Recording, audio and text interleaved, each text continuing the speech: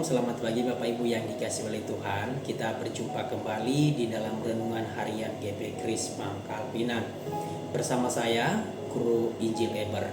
Mari siapkan hatinya mendengarkan firman Tuhan dengan berdoa. Mari kita berdoa. Bapa kami yang di surga, kami bersyukur kepadamu di pagi hari ini. Kami bisa menikmati hari yang baru oleh anugerah Tuhan. Dan di pagi hari ini, di dalam mengawali segala aktivitas kami menyerahkan seluruh hidup kami dalam tangan Tuhan. Dan juga kami akan mendengarkan suaramu lewat firman Tuhan di pagi hari ini. Berbicaralah kepada kami Tuhan, kami sudah siap mendengar firman Tuhan. Dalam nama Tuhan Yesus kami berdoa dan mengucap syukur. Amin.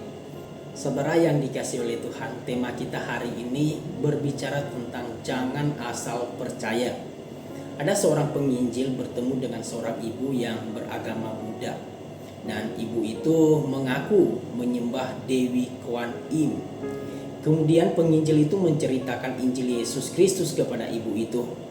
Dia mendengar dengan baik bahwa Yesus rela mati di salib untuk menebusnya dari dosa. Dan yang telah bangkit pada hari yang ketiga untuk memberinya jaminan kehidupan yang kekal. Ibu itu tergerak hatinya dan bertekad beriman kepada Kristus. Selang beberapa lama kemudian penginjil itu datang lagi ke tempat ibu itu dan bertanya, apakah ibu setiap hari berdoa kepada Tuhan Yesus? Ibu itu menjawab, ya, saya setiap pagi berdoa kepada Tuhan Yesus. Tetapi kalau sore hari saya berdoa kepada Dewa Kuan Im. Penginjil itu pun kaget. Bukankah ini adalah sinkretisme agama? Dan Tuhan Yesus pernah berkata dalam firman-Nya, Matius pasal 6 ayat 24, tak seorang pun dapat mengabdi kepada dua tuan. Karena jika demikian, ia akan membenci yang seorang dan mengasihi yang lain. Atau ia akan setia kepada seorang dan tidak mengindahkan yang lain. Kamu tidak dapat mengabdi kepada Allah dan kepada Mammon.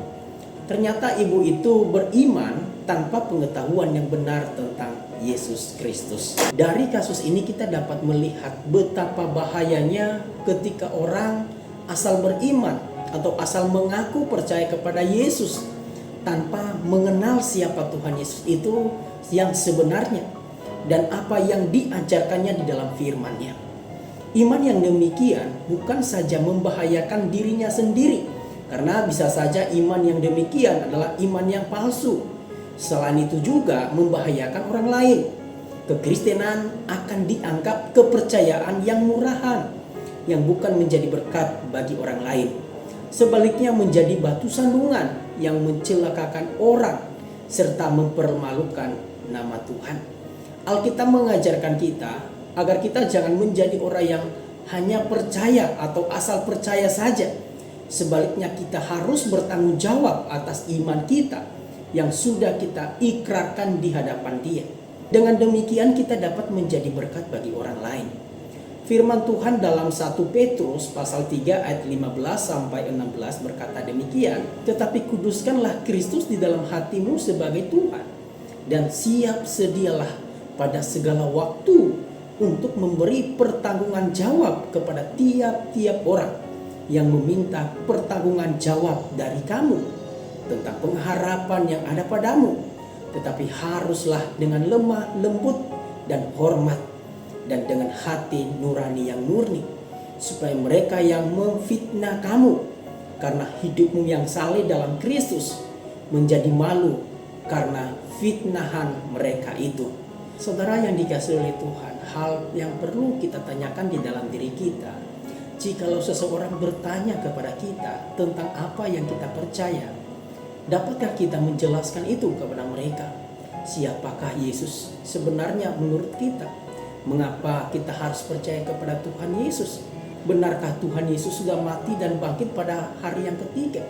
Kenapa kita menyembah Allah Tritunggal? Benarkah Yesus datang kembali untuk kedua kalinya? Dan tujuannya apa? Dan masih banyak pertanyaan lain yang akan ditanyakan kepada kita oleh orang lain. Bila kita mengaku percaya, mengaku sebagai orang Kristen, tetapi tidak bisa menjawab pertanyaan-pertanyaan yang dilemparkan kepada kita, bagaimana bisa saudara dan saya meyakinkan orang tentang apa yang kita percaya? Bagaimana bisa kita membawa orang lain percaya dan memiliki pengharapan di dalam Yesus Kristus. Sebab itu janganlah asal percaya, melainkan bertumbuhlah dalam pengetahuan yang benar tentang Kristus, tentang Allah dan firman-Nya. Janganlah kita menjauhkan diri dari pertemuan-pertemuan ibadah kita, pertemuan-pertemuan persekutuan yang ada di gereja kita.